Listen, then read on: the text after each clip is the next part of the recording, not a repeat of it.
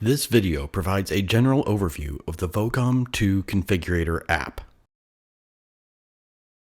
Before starting any work, please make sure you are following all necessary safety guidelines. This includes safety glasses and shoes, making sure the vehicle is in a safe location to work, the parking brake is applied, and the wheels are chalked. Also, don't forget to connect a battery charger.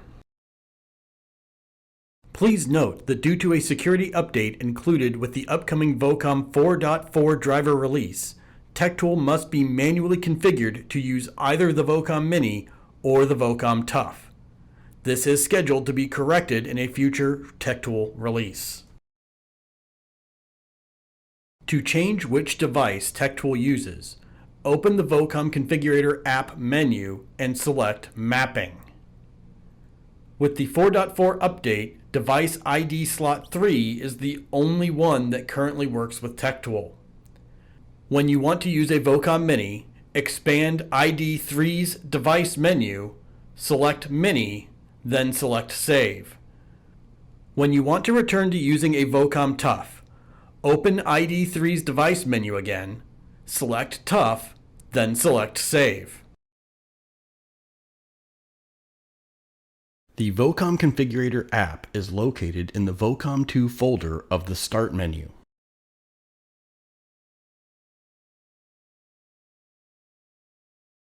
Once a Vocom device is connected, if there are any available software or firmware updates, they will be loaded automatically. Please note the device status must show available in order to be updated. Let's look at what is available in the Information tab once a Vocom device is connected.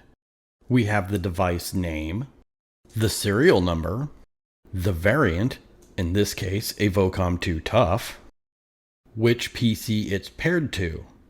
You can see it's currently not paired to any device. In order to function properly, a Vocom device must be paired to the PC you are using. Before we continue, let's pair this device to this PC. Select Pair Device. Next, enter a name for the paired device. We recommend using your TechTool client ID or a unique name to easily identify which PC it's paired to. Then select Pair to finalize. An additional way to help identify which device you are using is to rename the Vocom. To rename a Vocom, select Edit. Input a unique name, then select Save to finalize. The updated name will not show until you have restarted the device.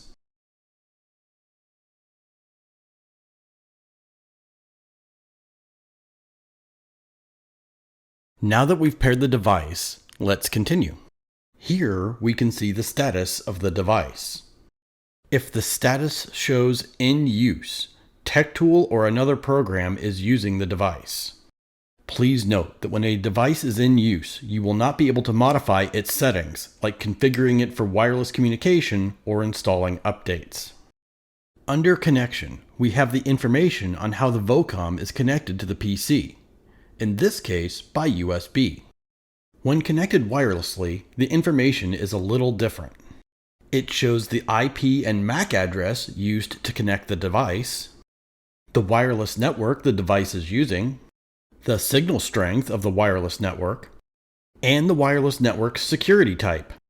Under Version is the device's software and firmware information. Next, let's look at the Configuration tab. This area is for modifying how a device connects to your PC.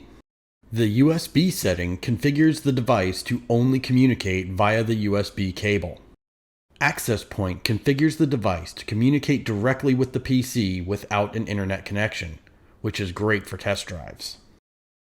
And the Infrastructure setting configures the device to be used through your internet wirelessly. Please note we have separate videos covering how to set up wireless functionality for the Vocom Mini and Tough. Now let's look at the Status tab.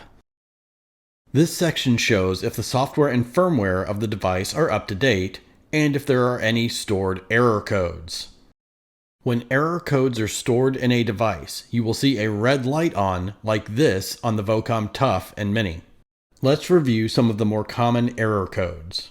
There's low battery voltage, which sets around 12.3 volts, and critically low battery voltage, which sets around 11.5 volts, so please keep the batteries charged.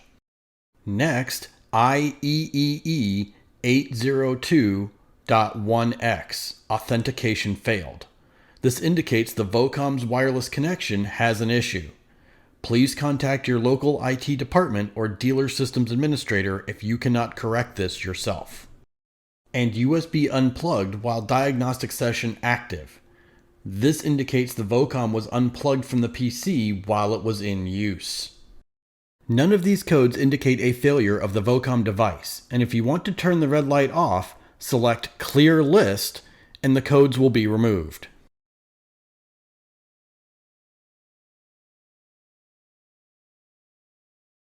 Now let's look at the Test tab. Here you can run a communication test to make sure the device is communicating properly with the vehicle. The last thing we'll look at is the Configurator Settings menu. You can change the displayed language and whether it shows the device's temperature in Fahrenheit or Celsius. There's a connectivity test to make sure the PC is communicating properly with the Vocom device.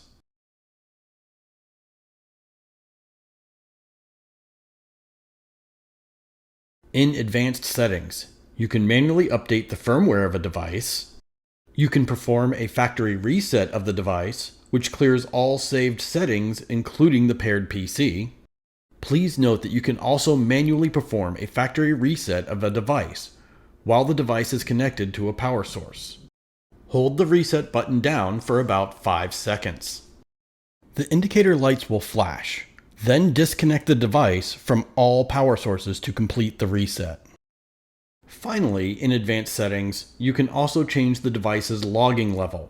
Please note you should only modify this when directed to by the help desk. If you found this video helpful, please hit the like button and leave a comment. Also, don't forget to subscribe. Thank you for watching.